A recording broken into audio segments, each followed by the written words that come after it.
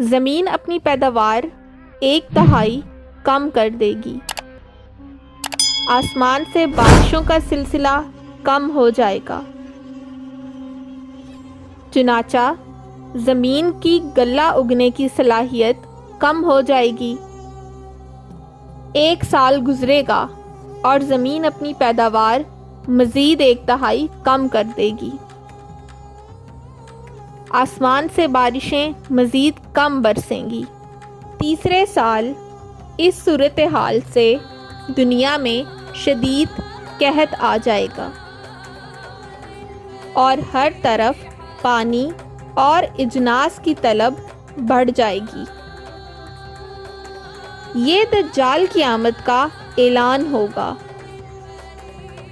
ایسے حالات میں دجال دنیا میں نمودار ہوگا۔ دجال ایک شخص کا نام نہیں، دنیا کے نظام پر ایک سوچ، ایک عذاب اور ایک بہت بڑی آزمائش کا نام ہے۔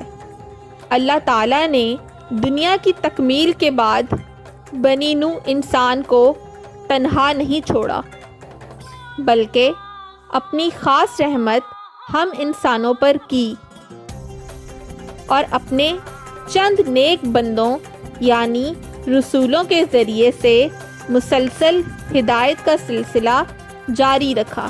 جس قوم نے اطاعت کی وہ کامیاب ہوا، اور جنہوں نے خواہش نفس کی پیروی کی وہ سب عذاب کا شکار ہوئے۔ دجال کے خروج سے قبل اس کے لیے راہ ہموار کرنے کا سلسلہ یہود و نصاری کی کوششوں سے جاری ہے۔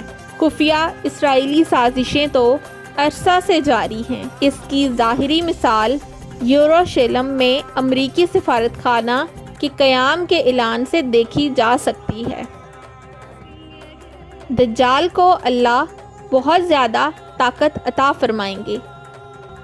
یہ دنیا کے تمام وسائل پر اس وقت قابض ہوگا جب دنیا شدید قحط کی لپیٹ میں ہوگی، اور یہ ساری دنیا کے ارد گرد اپنی جدید سواری میں چکر لگائے گا۔ دجال دنیا پر 40 دن قیام کرے گا۔ اس کا پہلا دن 1 سال کے برابر ہوگا، دوسرا دن 1 ماہ کے برابر ہوگا اور تیسرا دن 1 ہفتہ کے برابر ہوگا۔ اس کے باقی دن عام دنوں کی مثال ہوں گے، یعنی عام دنوں جیسے ہی ہوں گے۔ اس کی 1 آنکھ ہوگی اور پیشانی پہ کاف فے رے کفر یا کافر لکھا ہوگا، جسے ایمان والا ہی پڑھ سکے گا۔ آج دنیا ایک گلوبل ولیج بن چکی ہے۔ سیٹلائٹ اور نیٹ کے ذریعے سب ممالک اور اقوام جڑ چکے ہیں۔ آنکھ جو کچھ دیکھتی ہے لب پہ آ ستا نہیں۔ محو حیرت ہوں کہ دنیا کیا سے کیا ہو جائے گی۔ ایک حدیث کے مفہوم کے مطابق دجال کے ہاتھ میں اللہ ایسی قوت دیں گے کہ اس کے حکم پہ آسمان سے بارش اور زمین سے پیداوار حاصل ہوگی۔ زمین اپنے خزانے اگلے گی، اس کے پیچھے خزانے اور لوگ ایسے چلیں گے جیسے شہد کی مکھیاں ملکہ مکھی کے پیچھے چلتی ہیں، جیسے لوہا مقناطیس کی طرف کھینچا چلا آتا ہے۔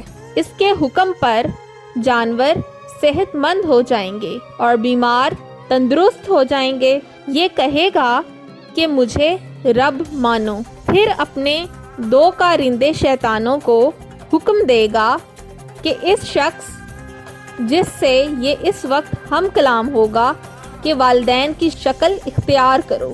اب اس آدمی سے کہے گا مجھے رب مانو، میں تمہارے مردہ والدین کو زندہ کر سکتا ہوں، اور اپنے شیطانی شعبے کے ذریعے نقلی والدین پیش کرے گا۔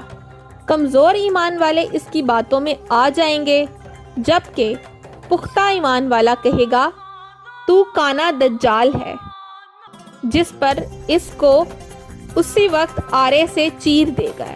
یہ آدمی تو قتل کے بعد دوبارہ زندہ کرے گا اور کہے گا کہ میں تیرا رب ہوں۔ یہ سب دجال کے ذاتی کمال سے نہیں ہوگا، بلکہ اللہ تعالیٰ اس کی رسی دراز کریں گے اور انسانوں کی آزمائش کے لیے اس کو قوت دی جائے گی کہ دیکھا جائے گا کہ کون حق کی پیروی کرتا ہے اور کون باطل کی۔ اس کے پاس بہت سے ہرے ہوں گے، بہت شعبدے ہوں گے اور وسائل پر اس کا قبضہ ہوگا۔ یہ دنیا میں قیامت سے پہلے ایک قیامت برپا کر دے گا۔ اس کے بعد امام مہدی کا نزول ہوگا۔ وہ اپنے جانبداروں کو لے کر لڑنے کی تیاری کر رہے ہوں گے کہ ساتھ ہی ساتھ حضرت عیسیٰ علیہ السلام کا بھی نزول ہوگا۔ حضرت عیسیٰ علیہ السلام دجال کو باب لد کے مقام پر قتل کریں گے۔ اس وقت دجال کے ساتھ 70,000 یہودیوں کی جماعت ہوگی۔ یہ یہودی لڑائی کے دوران غرقد نامی درخت میں پناہ لیں گے اور یہ درخت یہودی کو اپنے اندر چھپا لے گا، مگر اللہ کی مدد سے مسلمانوں کو فتح ہوگی۔ فتنہ دجال ہمارے لیے قیامت تک کی سب سے بڑی اور ہولناک آزمائش ہوگی۔ اس سے حضرت محمد صلی اللہ علیہ وسلم نے پناہ مانگی اور امت کو محفوظ رہنے کے لیے سورۃ کہف کی پہلی 10 آیات حفظ کرنے کی تلقین فرمائی۔ اللہ مجھے اور آپ سب کو اور ہماری آنے والی تمام نسلوں کو اس سے محفوظ رکھے، آمین۔ ناظرین، میں امید کرتی ہوں کہ آپ کو میری یہ ویڈیو بہت پسند آئی ہوگی۔ میری ویڈیو کو لائک کریں اور میرے چینل کو سبسکرائب کریں۔ نیکسٹ ویڈیو کے ساتھ پھر حاضر ہوں گی۔ اللہ حافظ۔